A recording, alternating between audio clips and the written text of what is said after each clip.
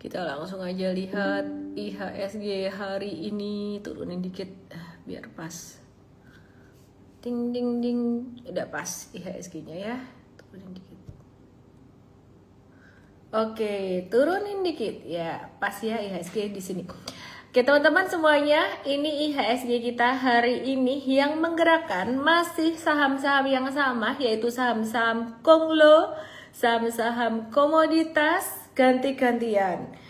Abis Papa PP, gantian Papa Bakri dan Papa Salim, gantian Papa Boy, Papa Hapsoro.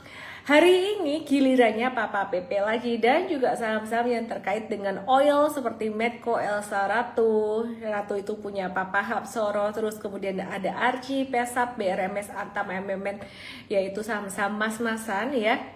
Karena harga emas kemarin kembali naik gara-gara dikagetin sama Trump gitu ya.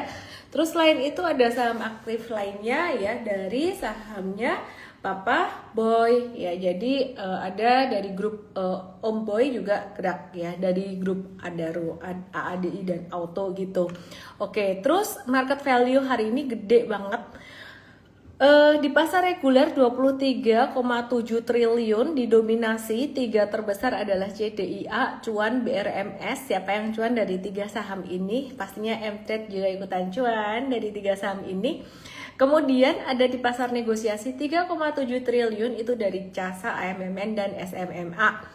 Nah, malam hari ini aku bakalan ngebahas apa? Aku bakalan ngebahas tentang backdoor listing dan saham-saham yang rame dari backdoor listing. Dan ada yang DM aku nanya, Cie nggak suka toh saham backdoor listing tuh, kamu nggak mau masuk toh, itu bukannya potensial. Oh, nanti dulu ada caranya gitu ya. Nanti kita akan lihat gimana caranya. Oke, nah terus saham-sahamnya apa aja nanti kita akan bahas juga. Nggak mau ngebahas Trump toh, Trump kita bahas juga ya, nanti kita bahas. Intinya apa sih yang sebenarnya terjadi last weekend itu apa, Trump sama China tuh ngapain aja, kita akan bahas hari ini.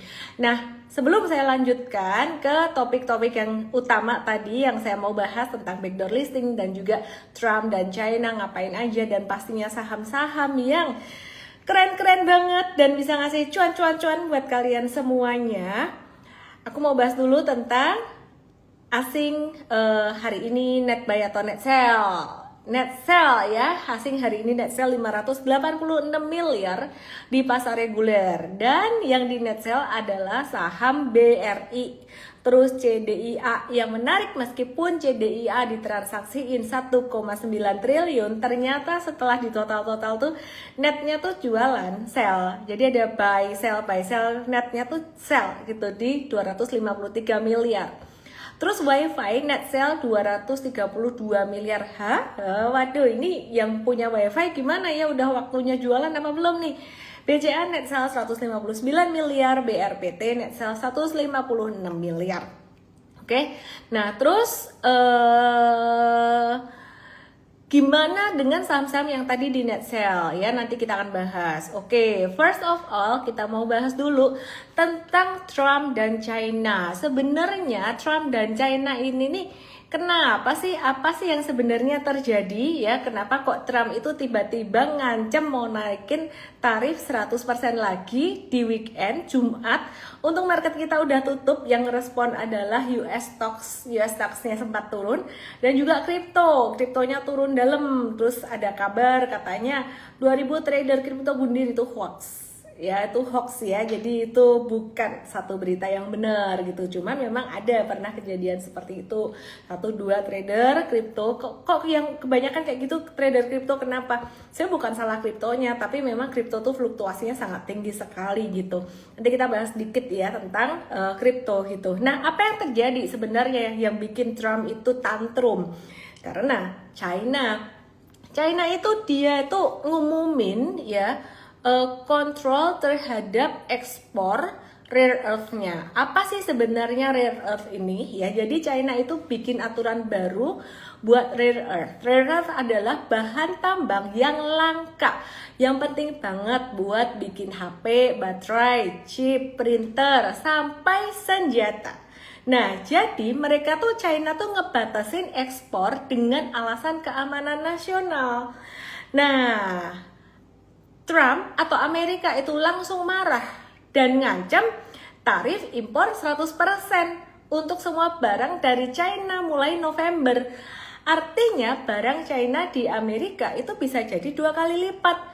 Kenapa begitu? Rare earth itu kayak senjata rahasianya China. Di sini yang pegang kendali berarti China.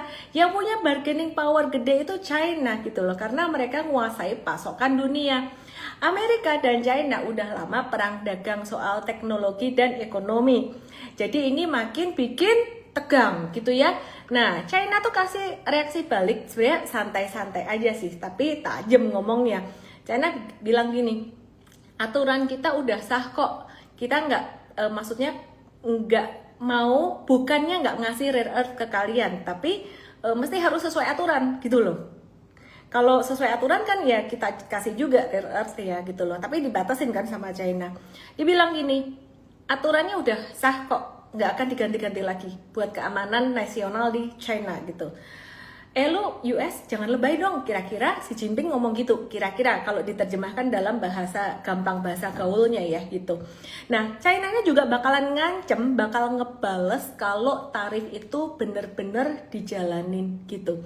Nah, Trump itu awalnya keras banget, tapi terus dia ngomong lagi, tenang aja ya, jangan khawatir, aku tuh nggak mau kok ngancurin kamu China. Aku cuma mau semuanya adil. Nah, begitu di istilah kata tuh ditegesin sama China, Trump tuh jadi melunak lagi. Singkatnya, China itu lagi pakai rare earth-nya buat neken Amerika tanpa banyak ngomong gitu loh.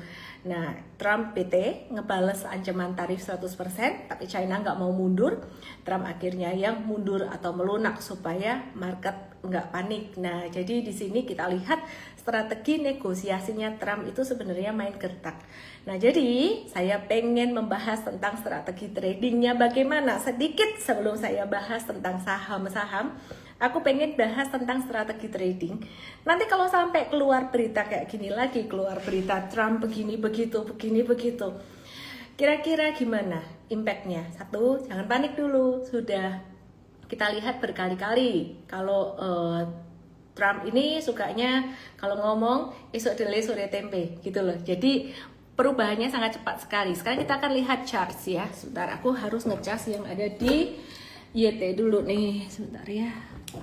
Aku harus ngecas yang di YT, yang di TokTok ke Igoi aku, @ellenmay_official, biar bisa ngelihat chartsnya ya. Dan ini baterainya agak low yang di YT dan TokTok. Oke, aku mau kasih lihat kalian ini impactnya Trump. Kelihatan chartnya? Semoga kelihatan ya. Ini aku kasih lihat. Perhatikan. Ini adalah impactnya dari Trump ngoceh hari Jumat kemarin. Nah, langsung dia turun berapa persen, sekitaran ada nih pergerakannya turun 12%. Tapi kalau kamu perhatikan, ini just basic analysis aja ya. Ini tuh pas kena support terus mantul lagi. Nah, saya nggak tahu juga nih apakah Trump ini memang tantrum karena China atau dia pengen ngedam ngambil barang di bawah. Lucu-lucuan, kalau menurutku sih mungkin dia tantrum karena China sebel banget kalah posisi gitu kan ya. Nah, terus mantul lagi. Jadi kesimpulannya teman-teman, nomor 1 sebenarnya balik lagi ke money management. Jangan hajar saham, kripto, apapun, beli di pucukan, nggak boleh gitu ya. Jadi kalau sudah sampai di pucukan di sini, ini semakin mengurangi posisi atau semakin profit taking. Ilmunya di M-Trade Academy seperti itu, ilmunya di Super Trader Workshop juga seperti itu, kira-kira begitu. Terus kemudian selain itu, teman-teman perhatikan Ethereum, ETH, USD. Oke, mari kita lihat Ethereum sama loh, dia kena supportnya di sini biru-biru, jebolin sebentar, terus abis itu naik lagi. Nah, sedikit yang aku mau bagiin ke teman-teman, kripto itu suka kayak gitu, jebolin support terus naik lagi. Jadi teman-teman kalau bisa belinya jangan di resistance, jangan di pucuk-pucukan. Ini kan jelas ya kelihatan 1, 2, 3, ini kan ada satu resistance. Kalau beli di pucukan kayak gini sih ini namanya terlalu berani nyalinya atau nggak well prepared gitu loh. Jadi sebenarnya kemarin kejadian Trump nge-tweet itu semuanya kalau ada yang bilang wah nggak bisa nih dipakein analisis chart, sebenarnya masih bisa. Dan kalau kalian bilang nggak bisa di analisis pakai chart, maka yang kita lakukan adalah dengan money management. Dalam satu video reel saya yang terbaru ya di Igoy, tadi saya ada post, mungkin di TokTok juga ada di post juga sama tim saya. Di akhir video kalau kalian nonton ya ada kuncinya sebenarnya supaya nggak kena jebakan Trump atau nggak kena jebakan market lah, mungkin bukan cuma Trump, surprise-nya di market kan macam-macam ya. Dalam hal ini contohnya adalah surprise karena dikagetin sama Om Donald gitu. Caranya gimana? Caranya mindsetnya bukan dengan prediksi atau antisipasi ini mau bergerak kemana. Mindsetnya lebih ke preparedness. Jadi preparedness itu siap. Kalau misalkan sampai ada apa-apa tuh siap gitu loh. Cash is the king, always. Itu money management, portfolio management is very important. Oke, terus kemudian kita akan bahas saham dan sentimen yang lain ya. Jadi soal Trump udah beres ya di sini, nggak usah takut. Tadi pagi ada sedikit gejolak di saham Indonesia, di morning briefing kita udah kasih tahu, nggak usah takut ya. Apalagi ini Trump udah jadi membaik gitu, kalau sampai turun mah kita juga udah dapat jawabannya. Trump juga udah melunak gitu loh, jadi pasti naik dan memang ada pantulan. Nanti kita akan bahas saham-saham konglo lagi. Dan saham-saham emas yang dimana emas masih meroket gitu ya. Kita lihat harga emas sebentar sebelum nanti kita ke saham emas. Tapi aku pengen banget loh bahas tentang backdoor listing ini karena udah mulai ada yang nanya ya, dan kita sendiri sebenarnya juga memperhatikan emas nih masih naik terus. Jadi intinya saham-saham emas masih dalam radar. Nah terus marak aksi backdoor listing nih, apa aja nih ya. Jadi per September 2025 hanya ada 23 emiten baru yang IPO. Ini terendah di dalam 8 tahun terakhir. Apalagi beberapa waktu yang lalu pas habis pandemi itu IPO tuh gila-gilaan gitu. Nah, tapi menariknya justru banyak emiten yang listed di Bursa Efek Indonesia itu lewat jalur belakang atau seringkali disebut dengan backdoor gitu ya. Jadi backdoor listing itu artinya IPO tapi gak IPO dengan cara ngebeli perusahaan yang lama gitu. Mungkin zaman dulu ada sebelum-sebelumnya ada perusahaan yang IPO tapi kemudian nggak liquid atau bisnisnya nggak bagus, nggak jalan, terus di backdoor gitu. Jadi dibeli lah istilahnya. Terus kode sahamnya juga diambil. Nah, salah satu contohnya yang sempat sukses banget itu Pani. Pani itu dulu kan sebenarnya perusahaan pengalengan ya. Kemudian di backdoor listing lah si Pantai Indah Kapuk 2 ini masuk melalui emiten yang berkode saham PANI gitu ya, masuk ke situ. Terus kemudian sahamnya jadi meroket. Pertanyaannya, apakah semua saham yang di backdoor listing itu yang dimasukin perusahaan baru itu pasti meroket? Jawabannya belum tentu gitu ya. Kalau bicara soal saham meroket atau enggak, kembali lagi pada demand. Demand itu permintaan dari market. Market itu bisa jadi satu, the whale, institusi, dua, retail. Ya pasti yang menggerakkan the whale-nya. Pertanyaannya, the whale yang beli saham backdoor ini, mereka tuh punya banyak duit, banyak power enggak? Kalau mereka punya banyak duit, banyak power, dan minatnya besar terhadap saham ini, otomatis bisa ngangkat.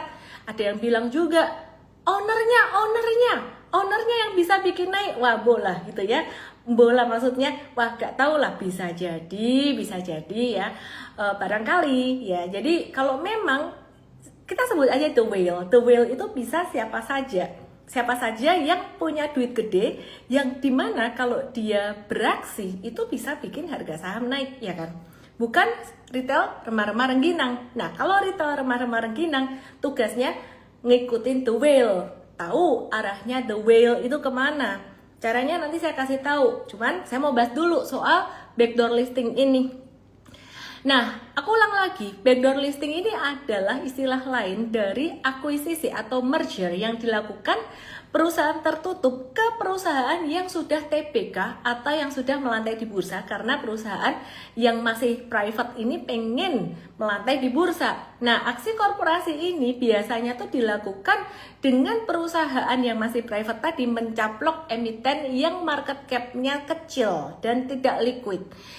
Kenapa perusahaan itu melakukan backdoor listing? Karena yang pertama, perusahaan itu diuntungkan dengan biaya yang jauh lebih hemat daripada IPO. Dua, proses administrasinya lebih gampang dibandingkan IPO yang butuh waktu panjang. Tiga, bisa memanfaatkan sumber pendanaan pasar modal tanpa perlu publikasi data-data perusahaan detail hingga IPO. Intinya lebih praktis. Nah, tapi ada juga resikonya backdoor listing ini. Ada potensi dilusi akibat penerbitan saham baru bagi saham baru perusahaan. Resikonya ini buat pemegang saham pastinya ya. Penggabungan bisnis bisa aja dia nggak berjalan dengan lancar sehingga buat kinerja perusahaan itu jadi agak menurun gitu loh. Nah, PANI adalah salah satu contoh backdoor listing yang fenomenal yang saya sudah pernah cerita. Alasannya kenapa? Simple aja, karena harga sahamnya naik 48.000% sejak backdoor listing. Dan ini membuat banyak orang bertanya-tanya, kenapa beli saham backdoor listing? Yuk beli sambil, banyak yang nanya seperti itu. Boleh nggak beli saham backdoor listing? Nanti saya akan kasih saham-sahamnya ya. Mungkin teman-teman sekarang kenal PANI itu sebagai perusahaan developer properti, tapi dulu adalah perusahaan pengalengan. Tadi aku udah kasih tahu juga ya. Oke, terus kita langsung aja. Emiten apa aja yang bakalan melakukan backdoor listing. Hingga hari ini ada 22 perusahaan yang melaksanakan dan merencanakan penggantian pemegang saham pengendali atau PSP buat melancarkan aksi backdoor listing di 2025. Kita langsung aja bahas ya. Yang pertama ANJT, 2 AMMS, 3 Olive, 4 SMKM, 5 FIT, FITT, LAPD, Teguk tuh baru aja IPO abis pandemi beberapa waktu yang lalu. Terus KOKA, MMLP, PTMR, FUTR, IRSX, semuanya perusahaan yang market cap-nya kecil dan liquidity-nya kecil, bisa dibilang ini third liner.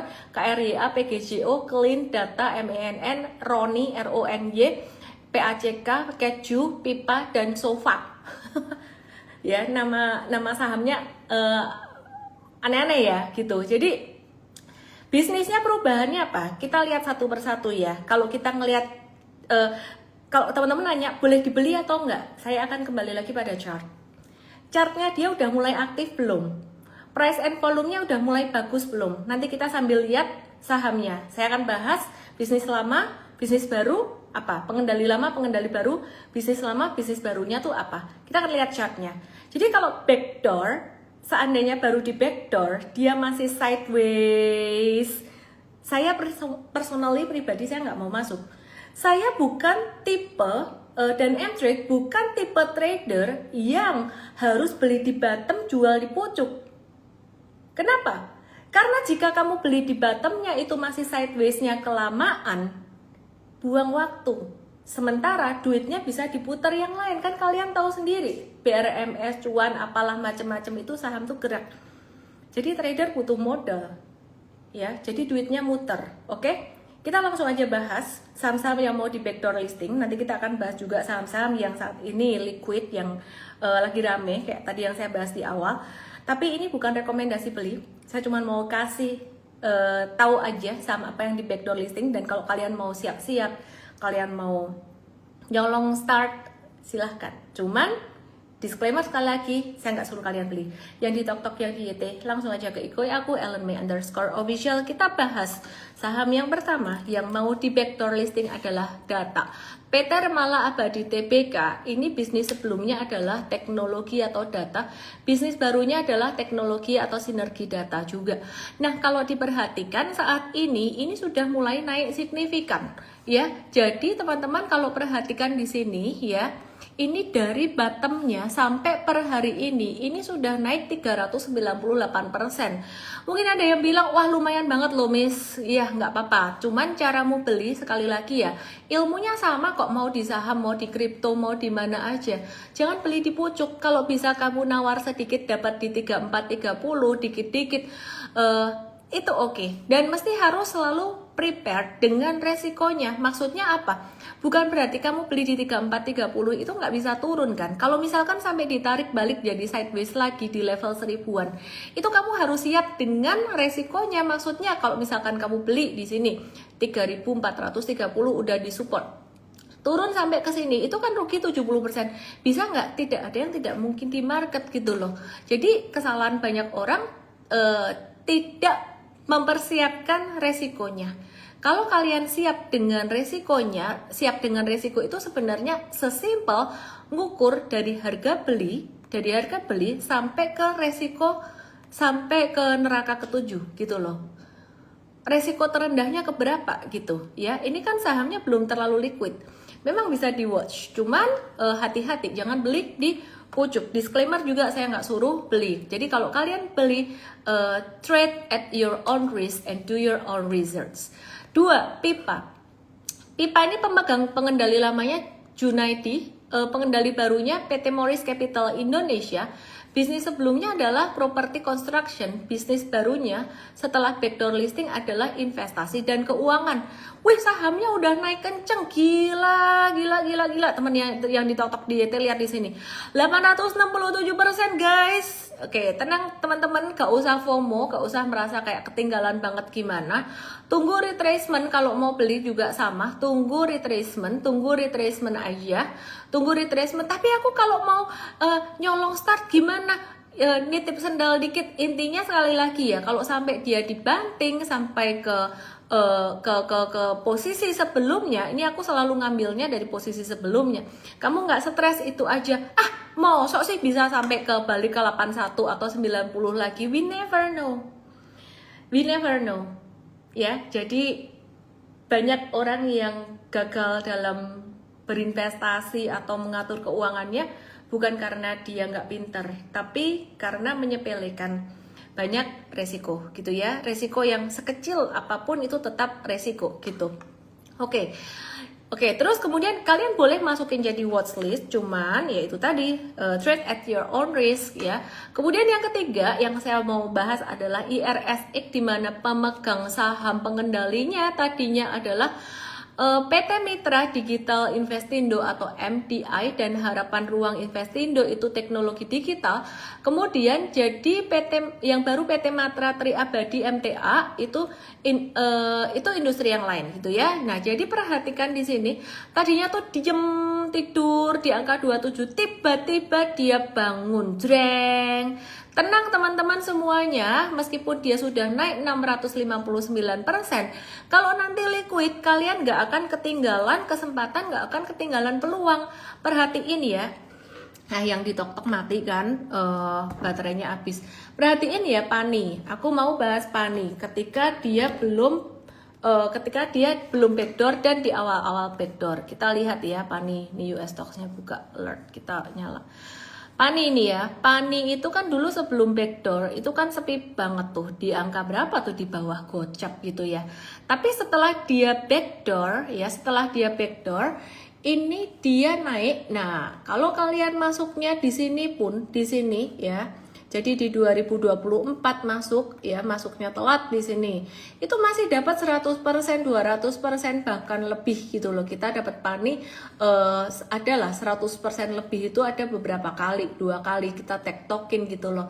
Rezeki nggak kemana. Yang paling penting adalah berpikir tentang resikonya. Jadi jangan sampai kalian masuk dalam kondisi likuiditasnya masih kecil sekali. Jadi ketika Pani dari awal banget backdoor listing itu dia masih kecil banget gitu ya, liquidity-nya juga masih belum ini. Oke, tapi bisa dipantau nggak saham-saham yang backdoor ini? Boleh, silahkan. Oke, mari kita ke saham berikutnya yang seru banget. Saham backdoor listing selalu seru. Kenapa? Karena naiknya gila-gilaan banget gitu ya. Mari kita lihat Sofa, saham berkode Sofa.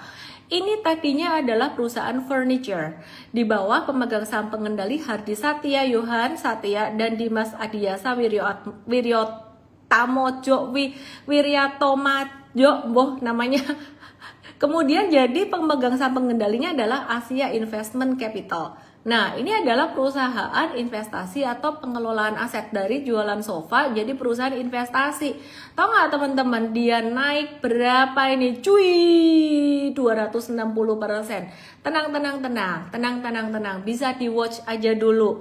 Kalau memang dia perusahaan bagus ya, nanti kalian nggak akan ketinggalan keretanya kok, sama kayak si Pani ya. Disclaimer juga teman-teman ya, nggak suruh beli, cuman aku ngasih tahu beberapa perusahaan yang di backdoor, oke ya, yang di tok-tok yang di ET, boleh ke Igoy untuk bisa lihat chartnya. Tok-toknya mati by the way. Oke, kemudian mari kita lihat emiten yang namanya Teguk.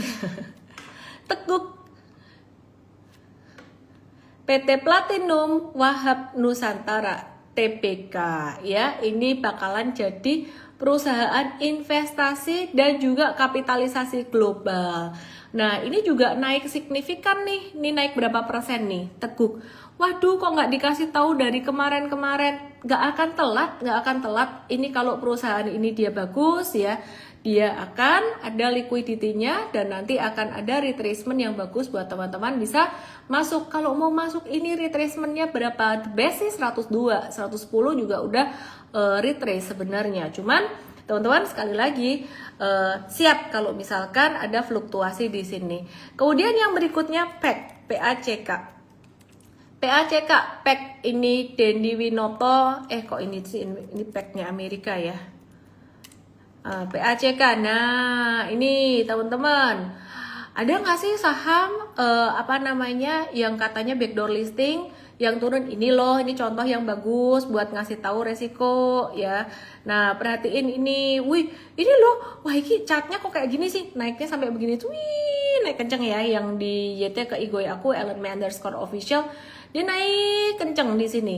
Terus kemudian ya, bisa nggak jatuh? Wah, ini kan dia naik lagi. Nah, perhatiin nih, kalau misalkan salah beli di pucukan, intinya beli boleh asal jangan di pucukan, tunggu retracement-nya aja, jatuh sampai di sini. Jadi yang beli di pucukan kemarin 4990, ini ruginya 67% ya. Maka dari itu tunggu dulu ya. Ini dari perusahaan energi, jadi energi baru terbarukan ya. Kemudian kode saham MENN, ini adalah perusahaan backdoor listing lagi. Namanya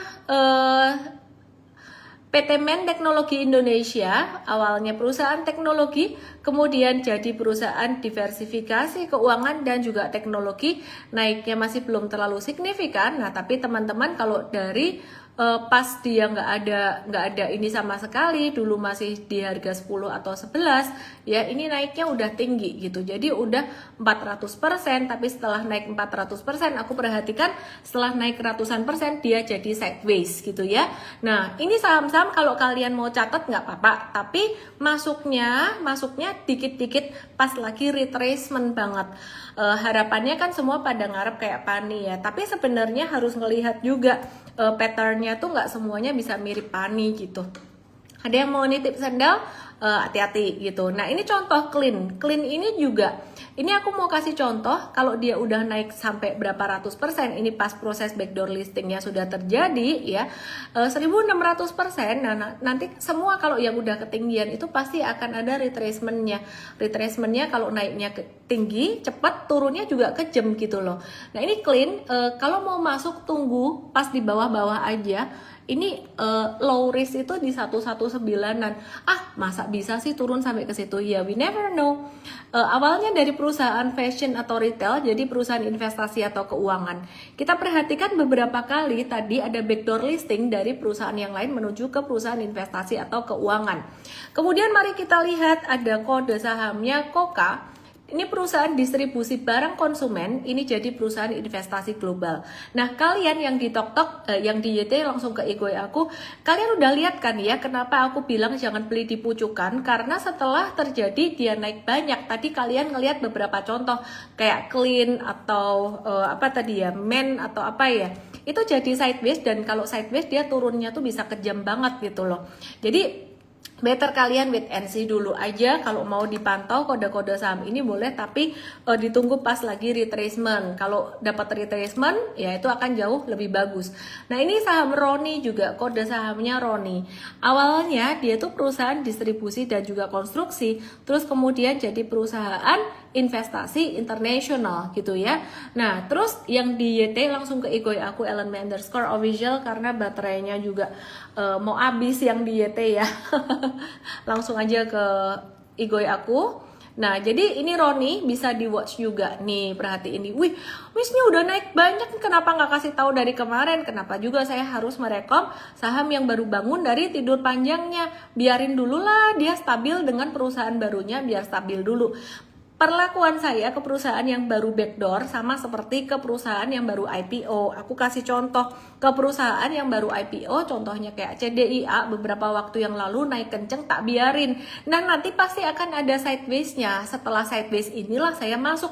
Ini mulai terbentuk mekanisme market yang lebih masuk akal. Menurutku lebih rasional. Yang di tok-tok, yang di YT ke Igoy aku _official. Ya, jadi kita masih tetap dapat duitnya kok, masih dapat cuannya. M-Trade waktu itu ada masuk di sini profit taking. Terus masuk lagi ini sampai hari ini kita masih hold, masih dapat cuannya gitu loh. Oke ya, sementara itu duitnya bisa diputerin di saham yang lain. Kemudian saham yang terakhir yang aku mau bahas untuk backdoor listing ya, saham backdoor listing ada saham PGJO. Ini dari sektor pariwisata lagi-lagi ke industri investasi dan keuangan. Aku nggak tahu kenapa banyak banget backdoor listing ke perusahaan industri keuangan gitu ya. Jadi ya anyway kita namanya nih PT Batu Investasi Indonesia gitu ya. Nah, sementara ini namanya masih Bahtera Bumi Raya gitu. Nanti kalau sudah backdoor dia akan ganti. Nah, ini yang terpantau akan ada atau sudah ada backdoor listing. Biasanya naik tinggi, perlakuanku adalah sama seperti saham-saham IPO, biarin naik dulu, terus sideways masuk di retracementnya.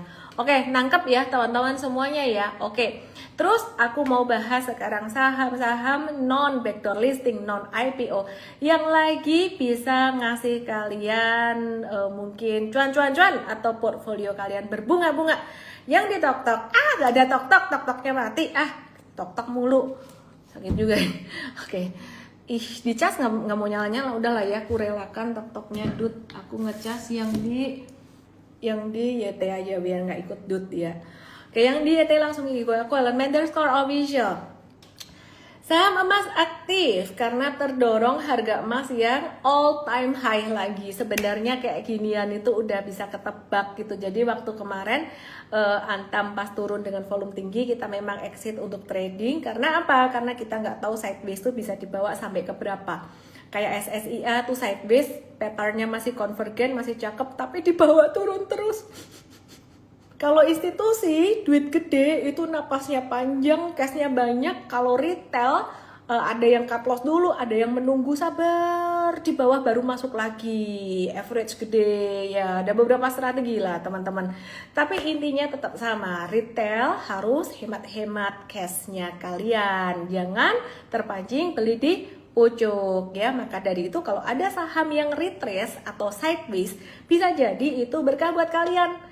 Maka dari itu ketika kemarin ada Trump ngasih sentimen yang negatif, marketnya turun. Ya kalau kalian perhatian di postnya di Igoy saya, itu tim M-Trade ada balesin, seru, gak apa-apa, tunggu retracementnya, it's okay, itu justru malah berkah bagi kita. Mari kita bahas saham-saham emas yang mungkin saja bisa bikin portfoliomu celing-celing. Oke ya, jadi gara-gara Trump ngancam emasnya naik, gara-gara shutdown di Amerika emasnya naik, terus The Fed bakalan nurunin suku bunga, kekhawatiran konflik geopolitik Palestina Israel berlanjut gitu ya. Nah ini bikin kita lihat, aduh emas gak ada remnya ini luar biasa. Jadi buat kalian yang DCA di emas Ya, aku rasa kalian boleh diversify di situ ya. Cuma sekali lagi ini di pucuan ya, jangan hajar beli yang di atas. Yang di YT langsung ke IGOI aku, @ellenmay_official. Kita bahas yang pertama, saham Antam dengan pendapatannya yang naik 155% secara tahunan dan 25% secara kuartalan.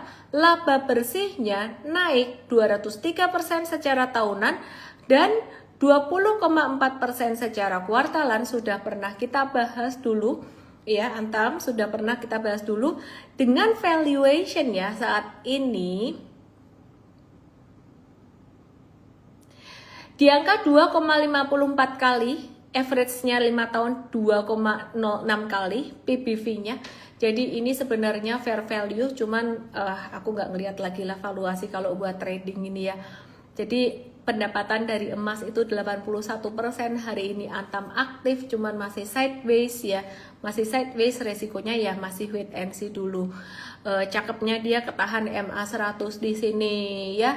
It's not a buy sell recommendation, tapi ada potensi untuk Antam ini bisa menguat gitu ya. Kemudian kita lihat ke Archie. Archie ini dia labanya secara tahunan sempat naik 1026% secara tahunan. Terus hari ini dia naik lagi. M-Trade pernah ada Archie, mari kita lihat Archie. Pernah di review sell di sini ya, cuan. Terus ini lagi ngehold lagi jangka pendek. Kenapa jangka pendek doang? Karena dia sideways-nya pendek doang di sini. Jadi kita memegang prinsip kalau beli di atas ya ini cuan bungkus gitu ya. Ini buat Archie-nya. Trade jangka pendek udah agak tinggi, kita lebih suka yang ada sideways-nya kayak Antam sebenarnya kalau baru new buy. BRMS ini gila banget ya, M-Trade ada trade beberapa kali dan dikasih cuan terus. Per hari ini jangka menengahnya BRMS-nya M-Trade ini cuan 90%. 99%, dikit lagi dia jadi multi baggernya M-Trade. Boya dikasih tahu gitu loh, kalau ada saham yang mau kayak gini, kita nggak bisa memprediksi guys saham apa yang bakalan jadi multi bagger M-Trade gitu, tapi kita bisa tahu ini saham yang potensial gitu ya. Nah, perhatiin di sini ini sebelumnya kita juga udah trade beberapa kali, dan strateginya gimana buat BRMS ini lagi-lagi sudah di atas. Jadi kalau tadi M-Trade masuk itu buat short term trade aja gitu. Jangka menengahnya dia udah masuk dari dulu punya. Ini dari tarikan pertama ya, M-Trade masuk di tarikan pertama, review buy. Semoga M-Traders banyak yang mendapat berkah dari sini juga. Dan kalau ada M-Traders yang baru bergabung beberapa hari terakhir ini, berarti kalian trade jangka pendek saja dan sudah mulai rawan profit taking gitu ya. Kalau M-Traders yang baru, kita lebih banyak ngarahin ke Antam dan juga masih nunggu kalau dikasih diskon dikit lagi masih menarik gitu. Cuman disclaimer yang non M-Traders, kalian kan nggak ngerti stop lossnya di berapa ya. Kemudian mari kita lihat cuan emiten yang satu ini yang sering ngasih cuan juga buat kita. Ini dia ada emas juga melalui PT Intam, tapi tidak disebutkan porsinya berapa sih ke pendapatan gitu. Oke, untuk cuan ini sahamnya udah naik segini, udah ngasih cuan ke M-Trade sekitaran 62%. Masih cakep volumenya, tapi sekali lagi wait and see, tunggu retracement dulu. M-Trade mau masuk lagi buat jangka pendeknya dia. Nah, kemudian HRTA, yuk kita lihat yuk HRTA. Sama loh, naik-naik semua, jangan dikejar dipucukan ya. Chartnya yang paling cakep, yang paling sopan sideways-nya tuh cuman Antam doang. Dan menariknya secara fundamental, aku juga melihat Antam ini yang paling ke depan tuh oke gitu loh. Jadi dia ada diversifikasinya, nggak cuman emas doang, ada nikelnya juga. Nah, MDKA nih kok paling lembet sendiri sih. Aku remove drawingnya ya, karena MDKA ini secara fundamental dia agak-agak merugi gitu ya. Oke, sebentar, tarik napas dulu.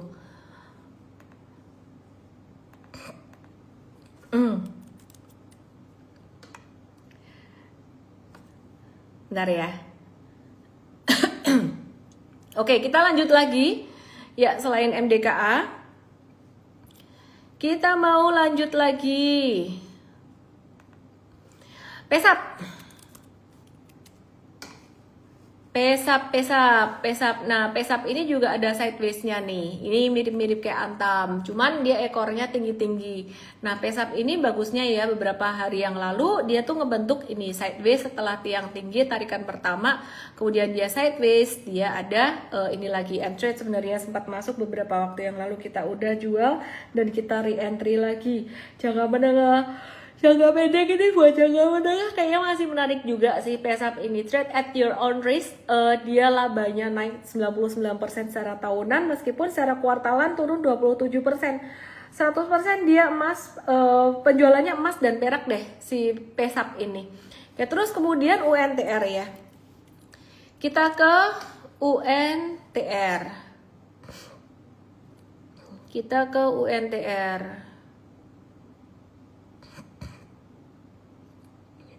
Oke. UNTR beberapa hari terakhir ini turun, ini dikasih sideways juga ya. Ini bagus daripada saham yang terus naik terus ya. Ini bagus. Jadi tunggu di retracement. Ini pas retrace jadi bisa banget di watch ya. Yang lagi retrace tuh ada Antam, Pesap dan UNTR, bisa di watch. Terus kemudian apalagi ya? Sementara itu untuk saham emas. Terus kalau yang nanya kenapa MDKA-nya turun, itu sebenarnya MDKA tuh ada faktor yang lain. Kinerja keuangannya dia tuh yang negatif atau rugi ya. Jadi balik lagi sedikit ya ke MDKA ya.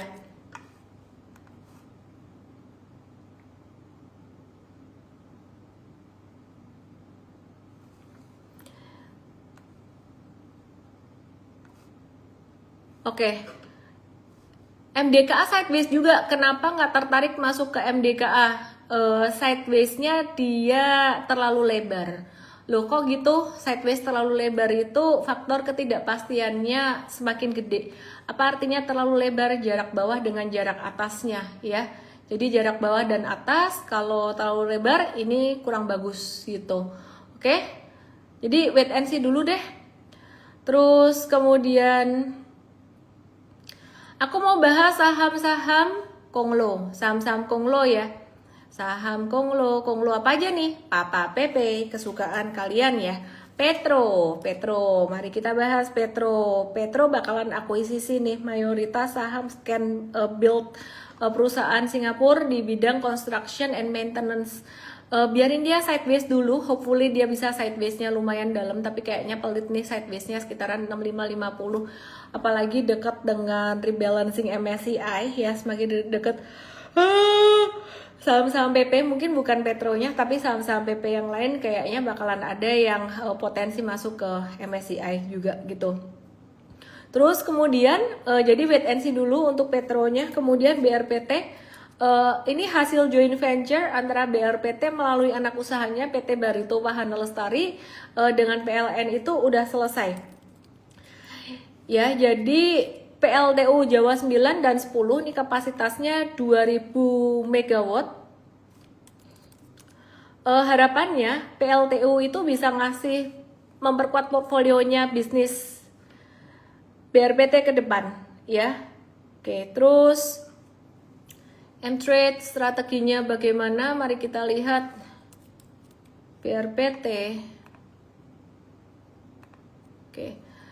BRPT masih nge-hold jangka menengahnya 74%, berhubung belum ada retracement, jangan beli dulu gitu ya. Kita tinggal nge-hold aja. Aduh, kalau untuk M-Traders baru apa dong yang masih di stage 1, besok dibahas di morning briefing M-Trade.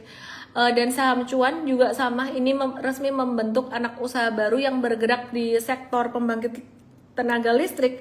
Cuan ini sahamnya Papa PP ya. M-Trade udah cuan 63%, tapi di sini belum ada sideways, belum ada retracementnya, yang baru mau masuk wait and see dulu. Jadi cuan tuh resmi membentuk anak usaha baru yakni PT Volta Daya Energi Indonesia ya. Jadi kepemilikan cuan di VDI mencapai 99,9% ya. Tujuannya untuk memperkuat bisnis non batubara gitu ya. Oke, terus kemudian TPIA. TPA ini dia melaporkan penggunaan pabrik kimia klor alkali etilen dichloride. Ini udah mencapai 33%, bentuknya W atau double bottom, dan dia belum naik tinggi. Jadi mungkin saham Papa PP yang bisa di watch salah satunya TPIA. Jangan ambil yang sudah naik. Disclaimer on teman-teman semuanya, trade at your own risk. Brand juga masih sideways ya, bakal mengadakan RUPS untuk minta restu atas perubahan susunan Dewan Komisaris dan Direksi. Nah, jadi buat brand ini kita juga masih wait and see gitu ya.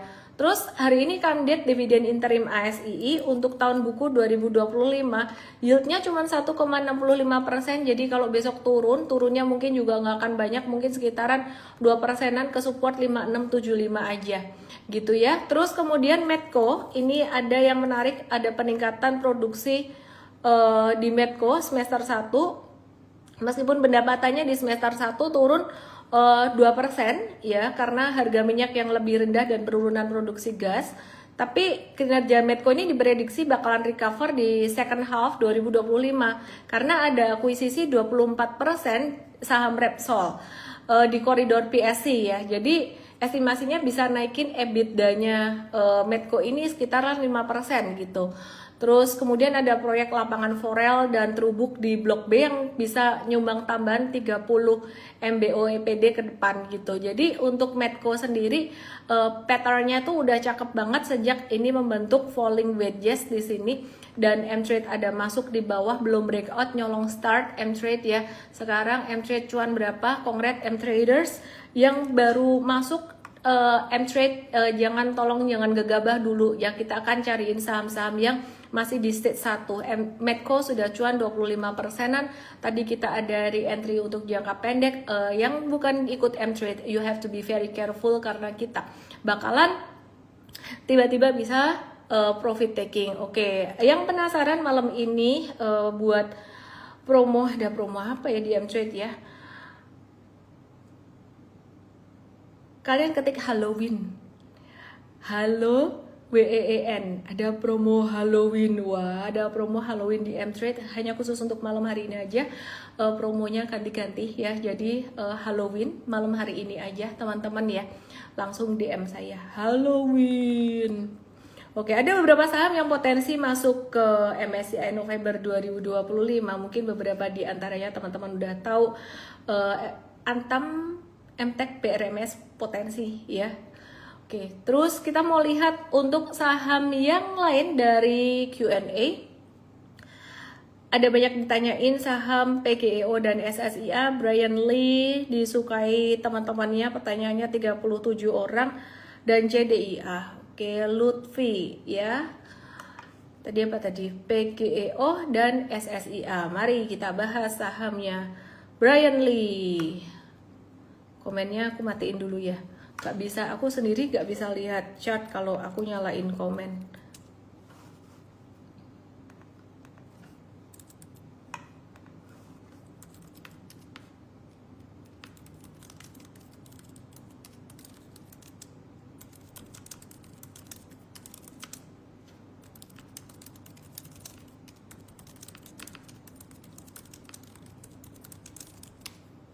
Oke. Perhatikan di sini PGEO, kita ngelihat PGEO ini bakalan dapat sentimen positif dari sepak terjang dan antara ya, dan kita M-Trade ada dapat di supportnya sekitaran 1310-an, di 1310-an sampai 13, lebih tepatnya 1375, 1380-an sih, belum terlalu jauh dengan harga kita. Cuman stop lossnya kita masih pakai yang di bawah 1310 buat yang jangka menengah, jangka pendeknya ya di bawah 1415 sih. Tapi kalau kita ngelihat PGEO ini potensial meskipun ada sideways-nya. Nah, selain PGEO saya mau lihat saham apa yang ditanya, SSIA. Simple, SSIA. SSIA ini simple, kemarin keluar dari downtrend line-nya dengan formasi volume yang masih cakep, retracement per hari ini dan kemarin menjadi retracement yang cantik, turun dengan volume transaksi kecil, so it's very beautiful, trade at your own risk. Ini kenapa sih chargerku nggak ngecas ya? Buat yang diet ke Igoy aja, Igoy Eleme _official, karena di YT ini baterainya soak juga ya, jadi intinya SSIA masih cakep gitu ya. Oke, terus kemudian tapi kalian kalau nggak ikut M-Trade, you have to be very careful. Kalau kalian mau join M-Trade, DM aku aja dengan kode Halloween. Pesan utamaku kalau mau join M-Trade, jangan cuman ngeliatin rekomendasi saham, bahaya banget. Kamu harus nonton ini, PR-mu nomor 1, kelarin M-Trade Academy yang warnanya biru. Biru ini sampai yang biru cuman 1 tok loh. Aku bilang sama timku, tolong jangan kasih warna biru untuk program lain atau konten lain lah. Ini pokoknya birunya 1 ini aja udah gitu ya. Ini SOP-nya kalau kamu mau trade bareng kita gitu. Baru setelah itu kamu liatin rekomendasi sahamnya di sini. Ini mindsetnya sebagai apa? Screener, sebagai stock screener. Nangkep ya? Jadi kalau stock screener tuh kamu yang mutusin sendiri, jangan semua-mua dihajar beli tanpa kamu ngerti alasannya apa. Buat ngerti alasannya apa, kamu nonton ini. Oke ya, M-Trade Academy. Oke, itu PR-nya. Sama morning briefing. Tapi paling penting M-Trade Academy-nya tuh harus kelar. Harus kelar. Kemarin kita dapat testimoni bagus-bagus, yang ngasih testi rajin-rajin banget nonton itu. Kemudian Lutfi Laksana nanya, CDI Adung, sorry yang di YT aku nggak bisa ngeliat pertanyaanmu. Ke Igoy aja ya. CDI Adung, CDI udah tak bahas tadi ya. Ini udah naik tinggi, tunggu retracementnya aja. Kalau punya sih sebenarnya masih bisa hold, tinggal naikin trailing stop aja. Jeffrey Andolin pertanyaannya di like 34 teman-temannya. Toba, PGIO, TPIA, PGIO sudah dibahas. Mari kita ke Toba yang dapat sentimen positif dari program Waste to Energy di pemerintah. Sampai hari ini patternnya masih cakep aja, masih cakep, cuman kok geraknya memang slow melo-melo. Aku malah lebih suka daripada dia naiknya boom terus, naik terus gak karu-karuan. Kalau kayak gini tuh sebenarnya lebih aman ya. Lu tapi nggak naik-naik, tenang, nanti akan ada waktunya. Emang nggak bisa turun ya, adalah semua saham bisa turun lah, bisa fail juga, cuman resikonya harusnya lebih kecil kalau kayak gini, kalau ada sideways-nya begini gitu ya. Jadi mungkin yang belum masuk jadi punya kesempatan gitu kan ya. Terus kemudian TPIA udah tak bahas tadi, kayaknya yang ditanyain itu ADMR sama MTEK. ADMR lagi proses sideways nih, M-Trade juga kayaknya ada ADMR nih.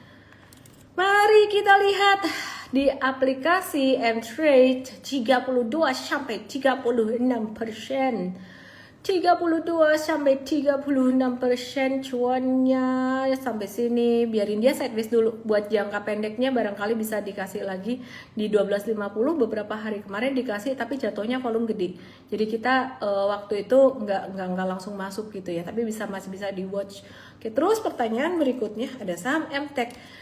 MTEK dia sideways normal retracement, so it's very beautiful retracement juga sampai hari ini ya. Kalau misalkan ada surprise di market, tiba-tiba jebol, semua saham jebol, sentimen negatif, amit-amit lah, pandemi atau apa gitu kan ya, sama apa yang tahan ya, jadi banyak kan bisa jebol juga.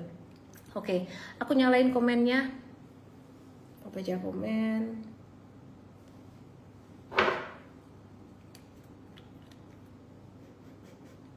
Pokoknya enak, minyak ini enak banget.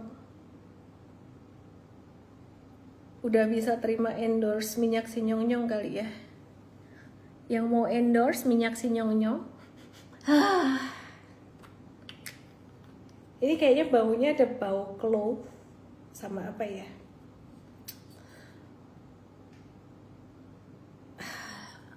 Oke, akhirnya pertanyaannya bisa terbaca.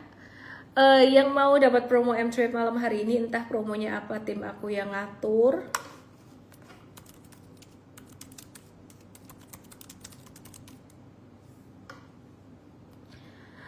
Jadi promonya biar tim aku yang ngatur, tapi aku cuma kasih kode promonya aja, Halloween. Gold gimana, masih uptrend terus? dan beli di pucukan. Kecuali kamu DCA. Kalau DCA itu nggak peduli naik turun, kan beli terus gitu ya. HMSP, MBMA Visi. HMSP, MBMA Visi. Oh ya lo, hampir lupa lo. Tapi kalau di morning briefing sih nggak lupa ya. Kalau di live lupa ya, suka-suka saya ya. Saya lagi mau ngoceh apa malam hari ini. Saya keluar dari pointers yang disiapkan tim saya. Tiba-tiba saya ngomongin backdoor listing. Gak ada di pointers. Langsung bahas backdoor listing. Pokoknya suka-suka saya. Kalau live tuh hobinya saya. Hobinya apa? Nge-live ya. HMSP ini di area retracement sih, cakep sih, cakep, retracementnya cakep ya, sabar menanti saja. GGRM retracementnya cakep, sabar menanti saja, oke ya. Tedigen MPMA wifi.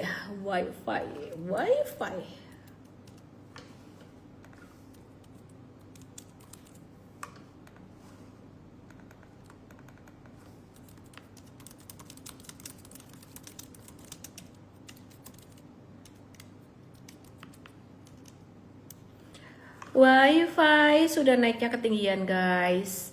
Ya, M-Trade masuk pas breakout di sini 24%. Jadi tunggu turun dulu. Keras. Habis keras mau tidur. Oke, habis bahas keras. Aku juga mau tidur. Wih, retracementnya cakep. Udah. Disclaimer teman-teman semuanya. Cut loss kalau turun di bawah 324. Jangan lupa ada promo Halloween. DM saya kodenya HALOWEEN kalau mau join M-Trade. Dadah. Selamat malam. Sabar ya. Kalau misalkan nggak dibalas-balas sama timku, ya ping aja lagi. Mungkin lagi sibuk. Oke ya. Terima kasih semuanya. Selamat malam. Mohon maaf tidak semuanya bisa terjawab. See you tomorrow di morning briefing M-Trade. Dadah.